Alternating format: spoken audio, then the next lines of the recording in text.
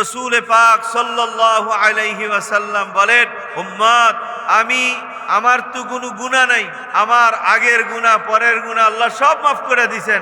এরপরে আমি শুকরিয়াতান আল্লাহর পক্ষ থেকে এই ক্ষমা নামক একটা ঘোষণা শোনার জন্যে আমি সারাটা জীবন রমজানের শেষ দশকে মসজিদে ইতিকাফরত অবস্থায় কাটায় গেল।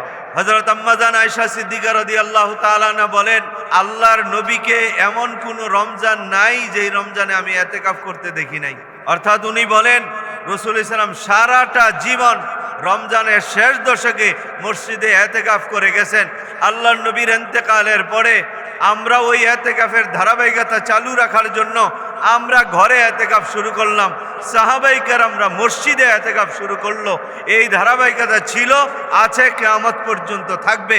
যারা এই ধারাবাহিকতা ঠিক রাখবে, আল্লাহর নবী হাশরের ময়দানে বলবে, উম্মত, আমি ইতিকাফ করে দুনিয়া থেকে চলে আসছিলাম, আমার এই ইতিকাফের ধারা তুমি বন্ধ করো নাই, আসো আসো, আজ আমি নবীর সঙ্গে তুমি জান্নাতে যাবা।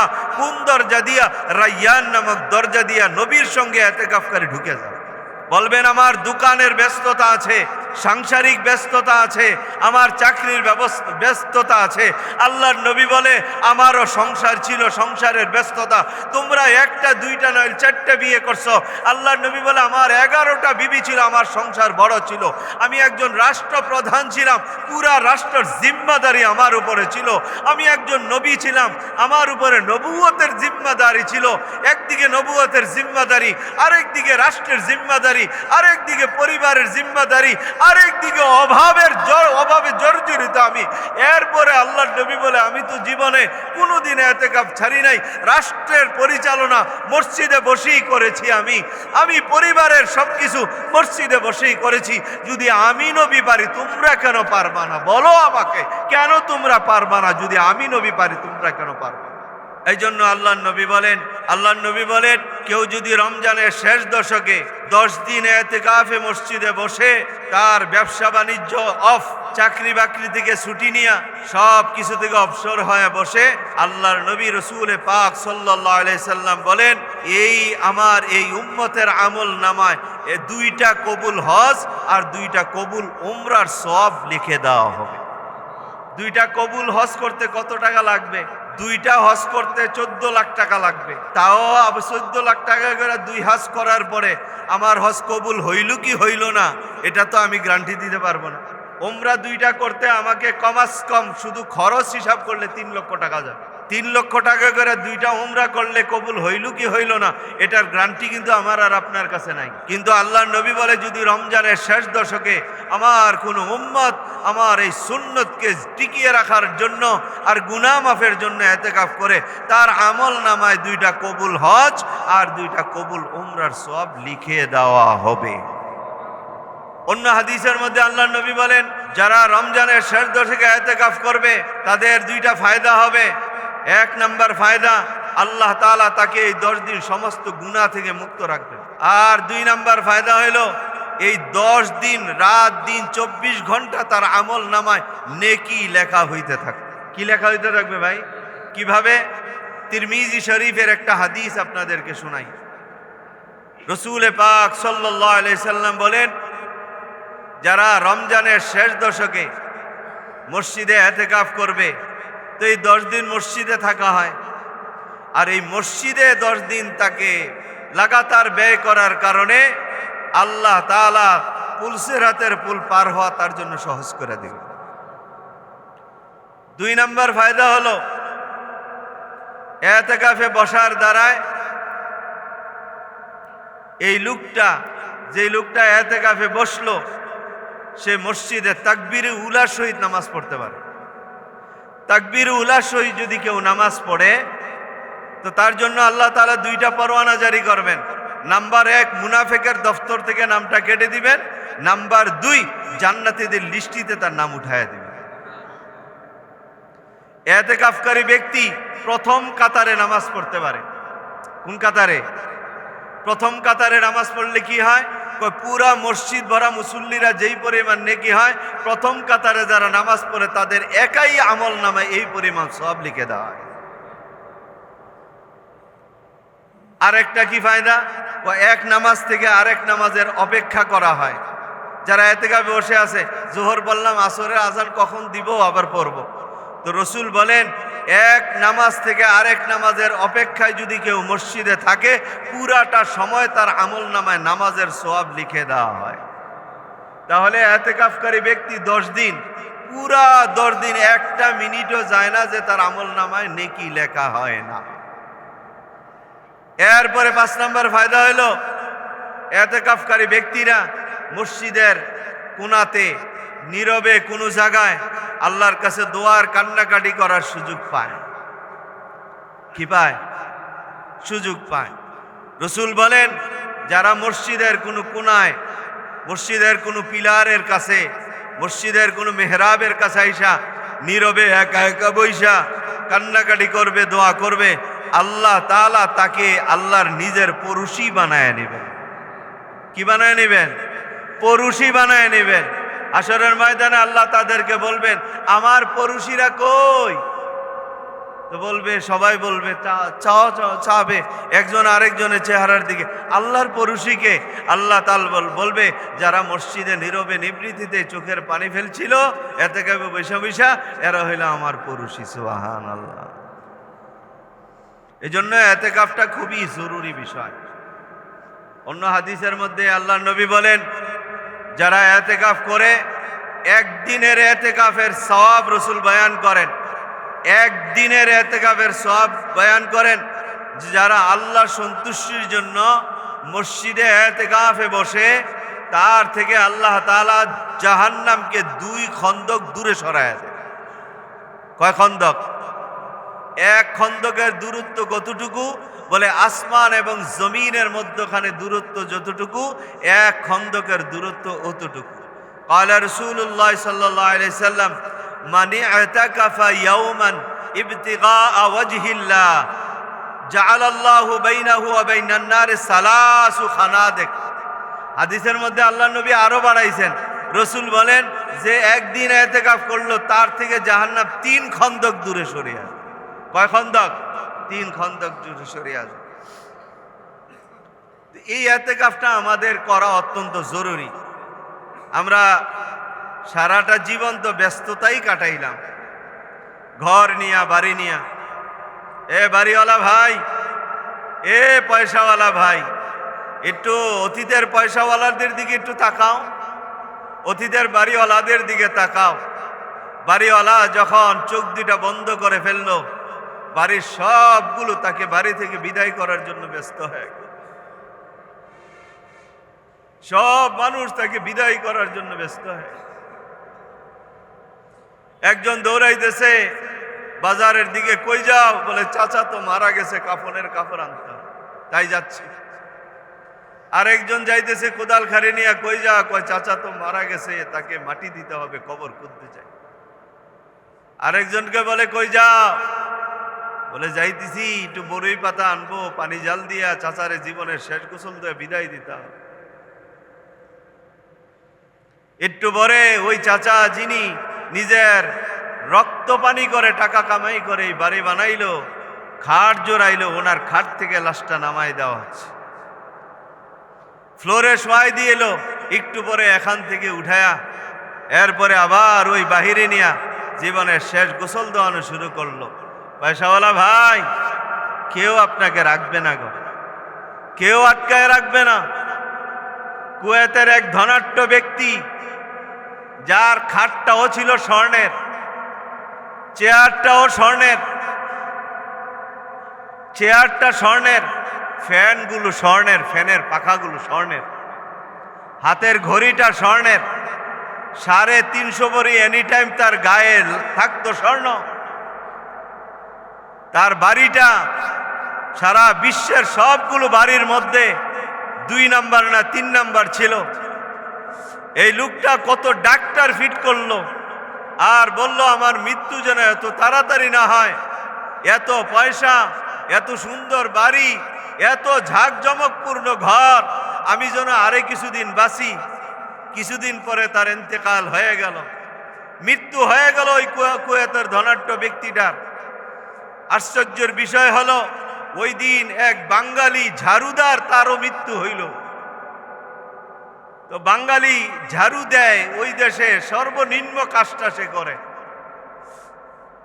এই দেশে আর তাকে আনার খরচ বহন করার তৌফিক তার গার্ডিয়ানের নাই, তাই লিখিত দিছে আপনারা মাটি দিয়ে ফেলেন। তো ভাগ্যক্রমে ওই কবরস্থানেই তার কবর খুঁড়া হইল, যেই কবরে ওই ধনাঢ্য ব্যক্তিটাকে মাটি দেওয়া হবে। কপাল, ওই ধনাঢ্য ব্যক্তির কবর আর ওই ঝাড়ুদার ব্যক্তির কবর দুটোটা একই সাথে পাশাপাশি করা হবে। কুয়েতের মানুষ সেদিন দেখেছিল, কুয়েতের সবচেয়ে ধনাঢ্য ব্যক্তি যে স্বর্ণের খাটে ঘুমাইতো, স্বর্ণের গাড়িতে চলতো, এই ব্যক্তি আজকে এমন এক কবরে শুইতেছে যার কবরের পাশে একটা ঝাড়ুদারের কবর। বুঝাই দিল তোমার ইন্তেকালের পর তোমার এই সম্পদ কোনো কাজে লাগবে না। কবরে যাওয়ার পরে শুধু আমার আর আপনার সাথে যেটা যাবে সেটা হলো আমার আর আপনার নেক আমল। এই জন্য রমজানের শেষ 10 দিন কয়দিন ইতিকাফে বৈশা নেক আমল আমলে জমা কইরা তারপরে শুন। কেউ আপনারে মনে রাখবে না, কেউ আপনারে স্মরণ রাখবে না। এই নেক আমলগুলো আপনার আপন, এরা জান্নাত পর্যন্ত আপনার সাথে থাকবে। কথা ঠিক কিনা বলে? রসুল ইতিকাফ করতেন 10টা কারণে। 1 নাম্বার, লাইলাতুল কদর, শবে কদর তালাশের জন্য। এজন্য রসুল বলেন যে ইতিকাফ করলো শেষ দশকে অবশ্যই অবশ্যই সে শবে কদর পায়ে গেল। 2 নাম্বার, তাজকিয়ায়ে নফস, আত্মশুদ্ধির জন্য বসতেন। ইতিকাফে বসলে 1 নাম্বার ফায়দা হইল শবে কদরের সওয়াব পাওয়া যায়। 2 নাম্বার হইল তাজকিয়ায়ে নফস, আত্মশুদ্ধি হয়। আত্মশুদ্ধি যারা করে মারা যায় তাদের ঠিকানা জান্নাত। 3 নাম্বার হইল খায়সাতে নফসানি থেকে বাঁচা যায়। নিজের নফস অনেক খারাপ জিনিসের উদ্ভব ঘটায় বাসায় ঘরে থাকলে, এটার থেকে বাঁচা যায়। 4 নাম্বার, দুনিয়া বিমুখতা অর্জন হয়, দুনিয়ার থেকে নিজের মন কিছু আলাগ হয়।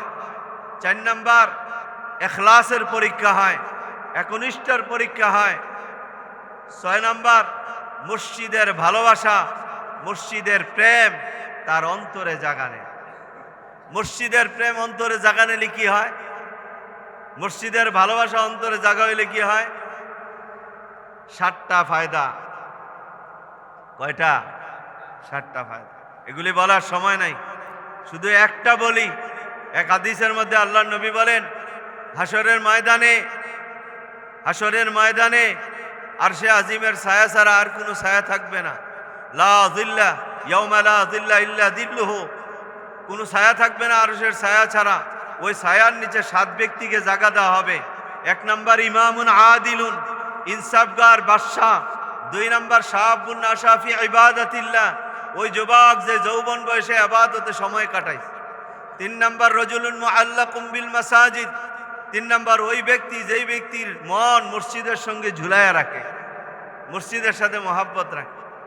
4 নাম্বার হলো রাজুলান তাহাব্বা ফিল্লাহ ইসতামা আলাইহি ওয়া তাফাররাকা আলাইহি, 2 ব্যক্তি একজন আরেকজনকে ভালোবাসে আল্লাহর জন্য, মিলিত হইল 2 জন আল্লাহর জন্য মিলিত হয়, আবার পৃথক হইল 2 জন আল্লাহর জন্যই পৃথক হয়। কথা বুঝেন নাই?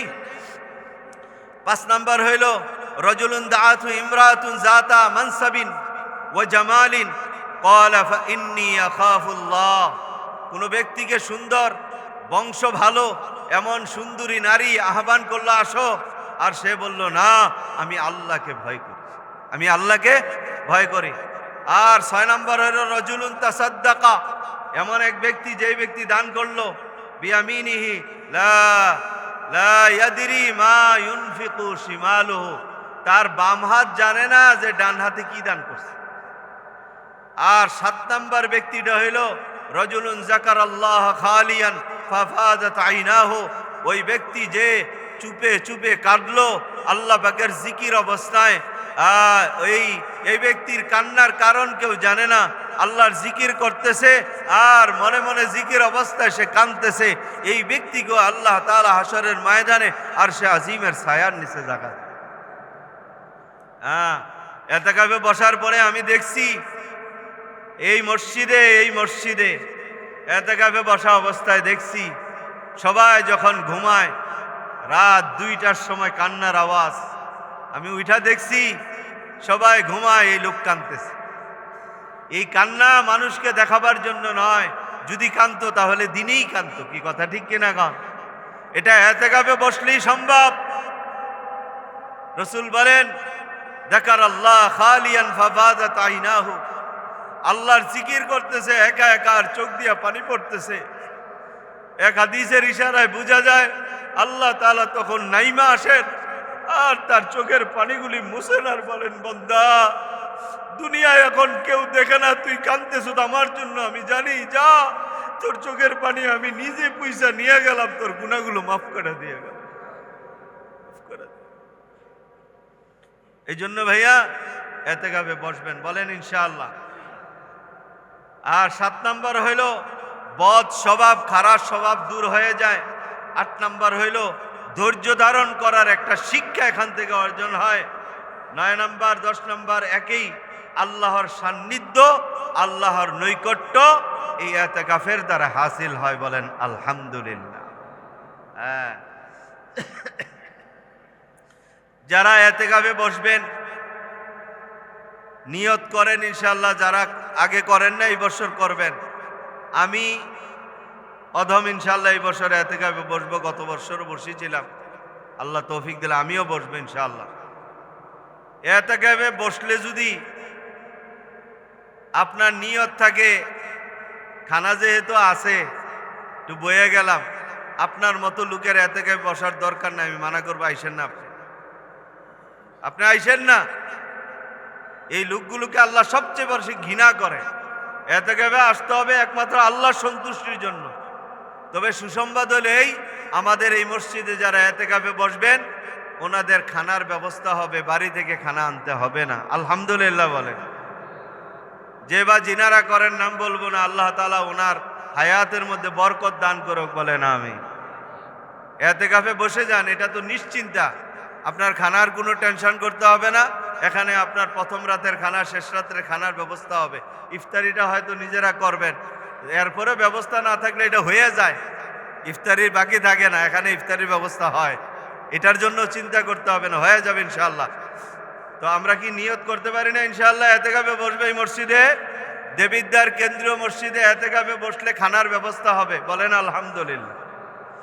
এতেকাফে যারা বসবেন শর্ত আছে, এই মসজিদে যারা এতেকাফে বসবেন আমার কমন মাইনা চলতে পারলে বসবেন, আর যদি না পারেন, মনে করেন না হুজুরের কমন মানতে পারবো না, আপনি এই মসজিদে এতেকাফে আইসেন না, আল্লাহর হস্তে মাফ চাই আপনার কাছে।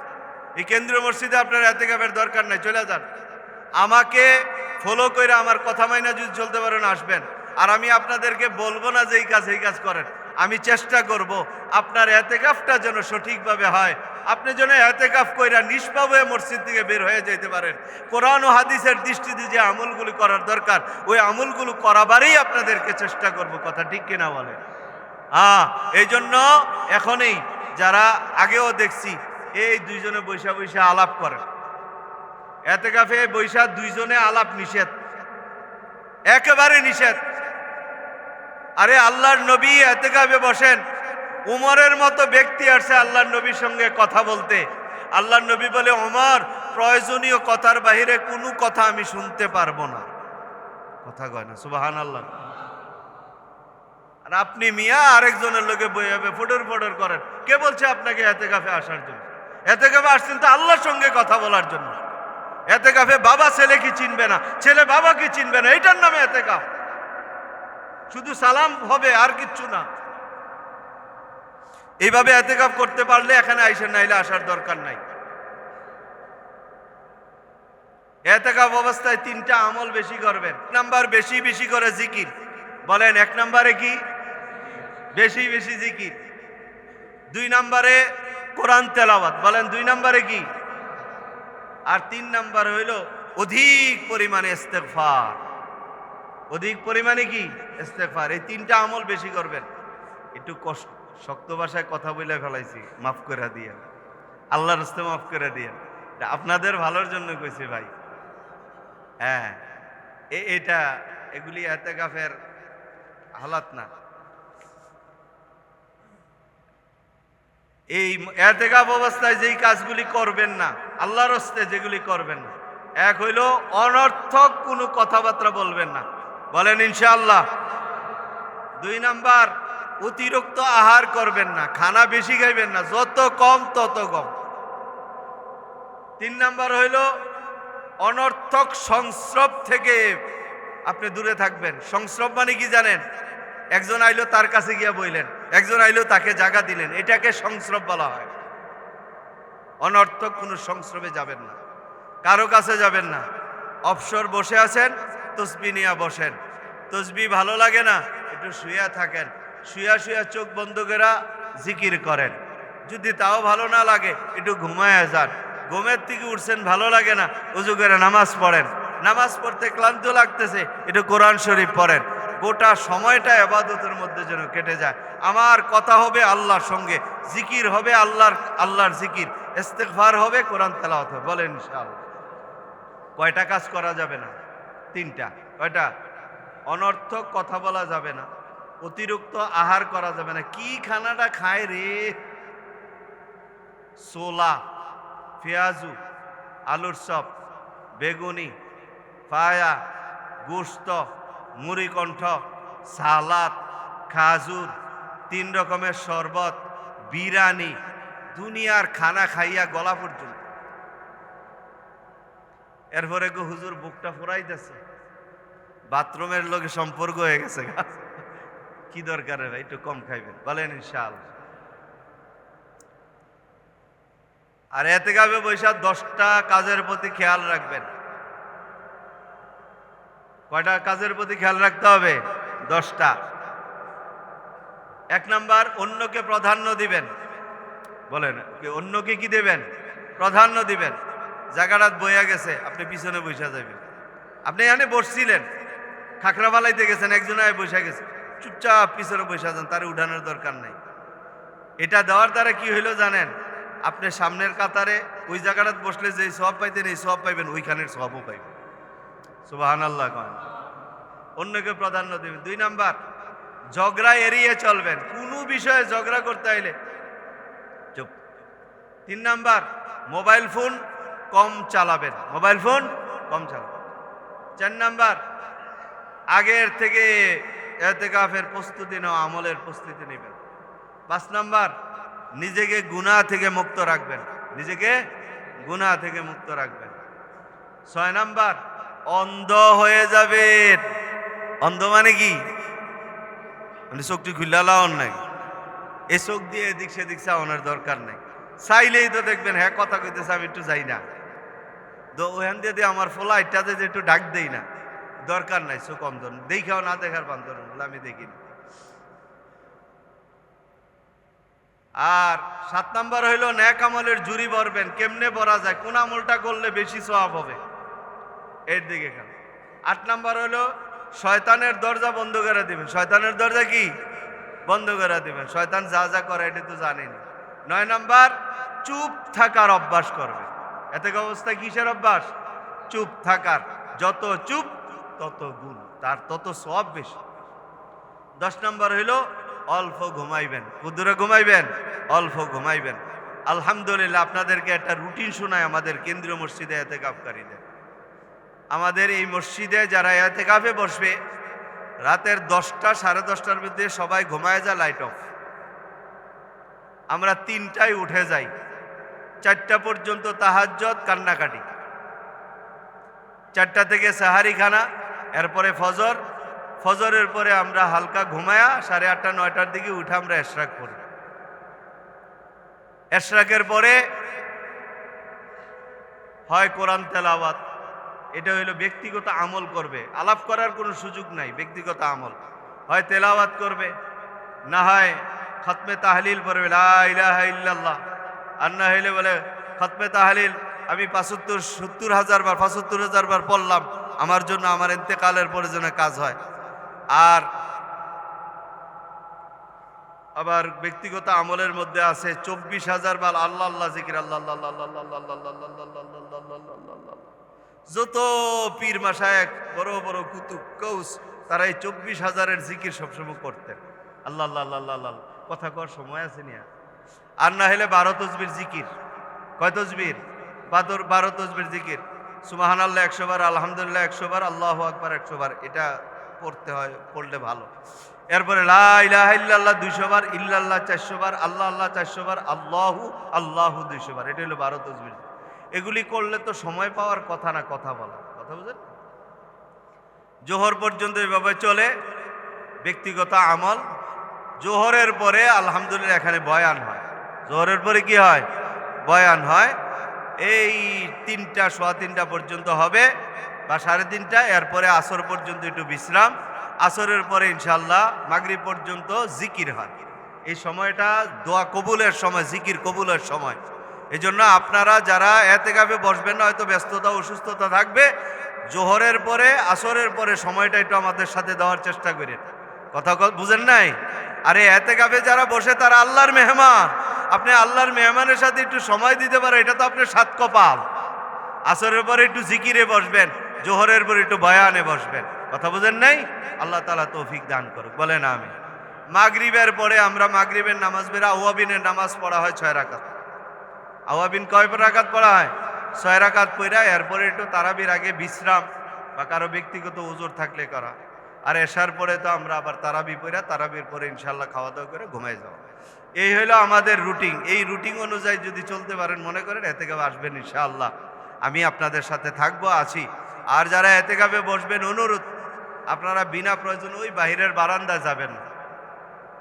আবার কিছু কিছু ভাই আছে, রাগ করবেন না, ওই যে এই বিড়ি খায়, এটা এতেকাফে আইয়াও ছাড়তে পারে না। খবিস কি হইলেন ভাই আপনি? এটা কেমনে খাইবেন? কল আল্লাহর ঘর মসজিদে আপনি আল্লাহর মেহমান, কেমনে এটা আপনি টান দিবেন, মুখে লাগাইবেন? এগুলি করবেন না। আর এই বারান্দা টারান্দা যাইবেন না। আমাদের খাদেম সাহেব আছে, আপনাদের খেদমত করবে ইনশাআল্লাহ। আপনাদের প্লেট ধোয়া পানি বালতিতে জমায় রাখবেন, উনি ফালাই দিবে। পানি আনা লাগবে, তাকে ডাক দিয়া বলবেন। আমাদের মসজিদে আলহামদুলিল্লাহ পানির অভাব নাই, চতুর্দিকে আমরা ফিল্টার লাগাই দিয়ে রাখছি। হ্যাঁ, যারা এই পানির টাকা দেয়, আল্লাহ যেন তাদেরকে হাউজে কাউসারে পানি পান করে, বলেন আমি দোয়া করে দিলাম। আপনার পানির অভাব নেই, খানার পানি আমরা এখান থেকে সাপ্লাই দেব ইনশাআল্লাহ। আর আপনাদের ধোয়া মুসার এই প্লেটটা আপনারা ধুইয়া ফেলবেন এখানের পানি দিয়ে। হ্যাঁ, কলের থেকে পানি আইনা দিবে আমাদের খাদেম সাহেব, আমি বইলা দিব। এটার জন্য আমরা কিছু তাকে যদি কিছু করা লাগে করবো ইনশাআল্লাহ, এটা পরের ব্যাপার। তাকে বলবো 1 বালতি পানি এনে রাখতে, আমাদের ধোয়া টল আমরা ধুইয়া আর একটা বালতিতে পানিটা রেখে দিব, উনি এগুলি ফালাবে, পানির জন্য যেতে পারবে। যারা এতেকাফে বসবেন শুধু বের হইতে পারবেন, শুধু বের হতে পারবেন 3টা কারণে। কয় কারণে? নাম্বার 1 পায়খানার জন্য, নাম্বার 2 পেশাবের জন্য, নাম্বার 3 ওযুর জন্য।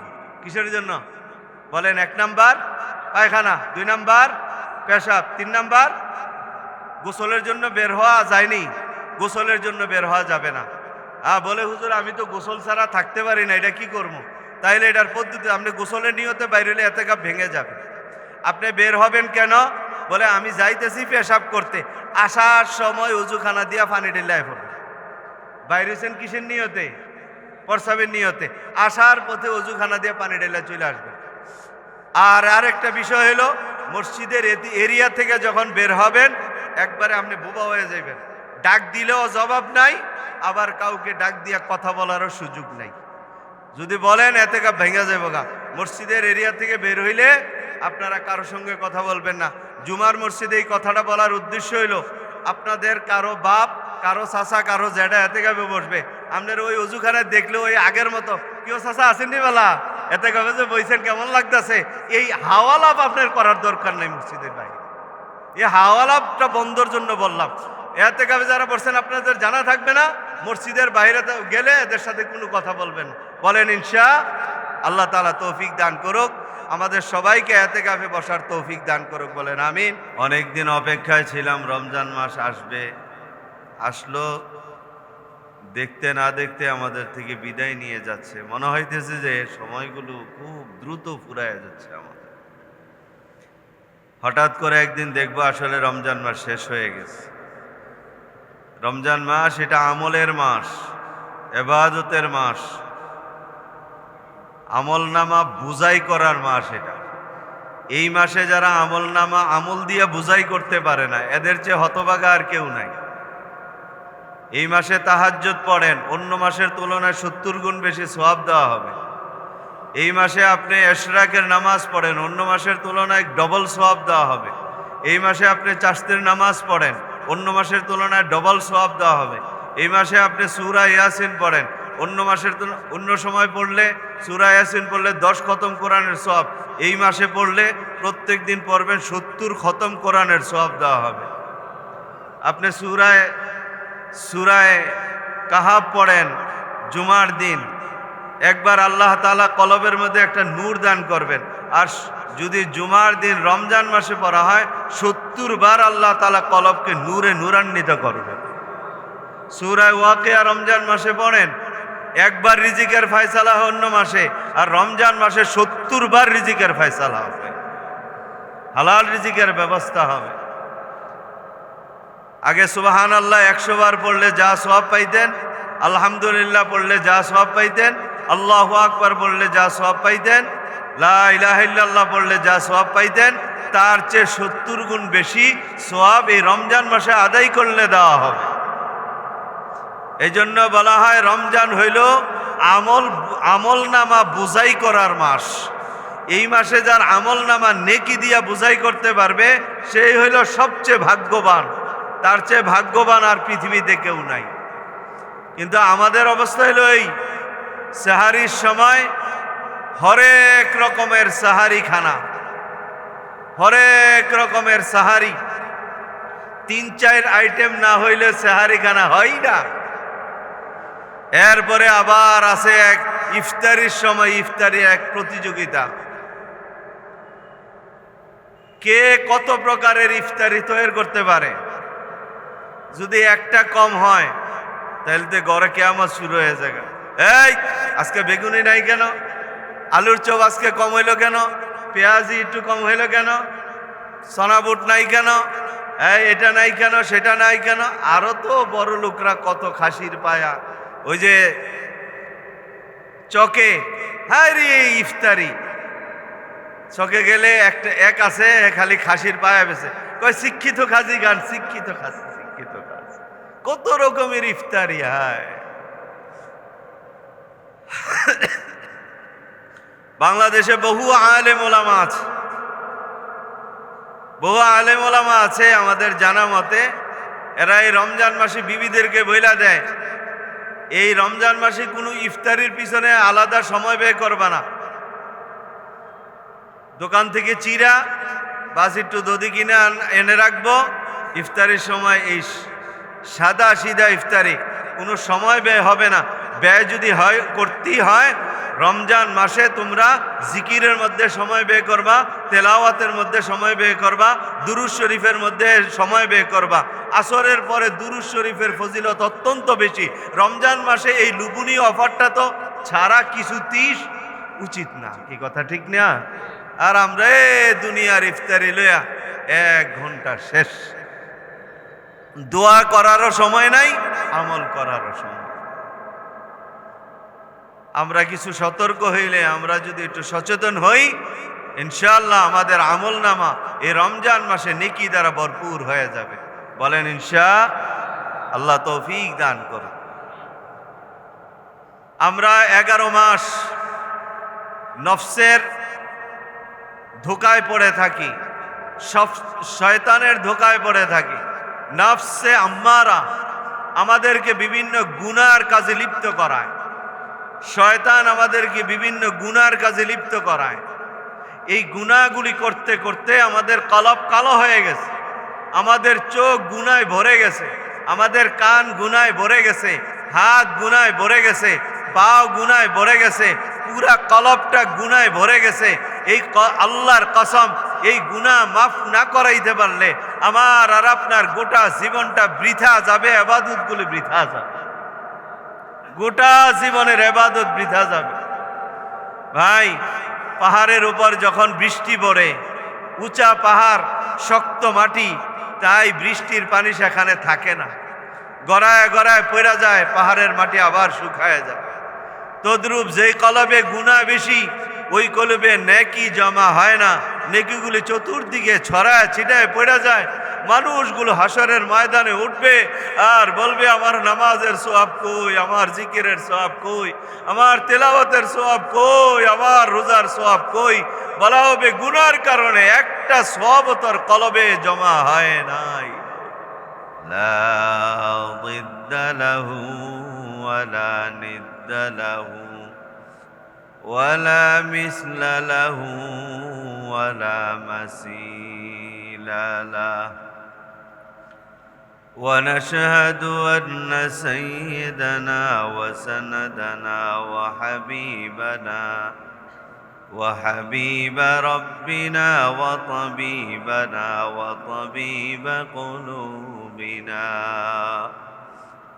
وطبيب قلوبنا وأرواحنا ومولانا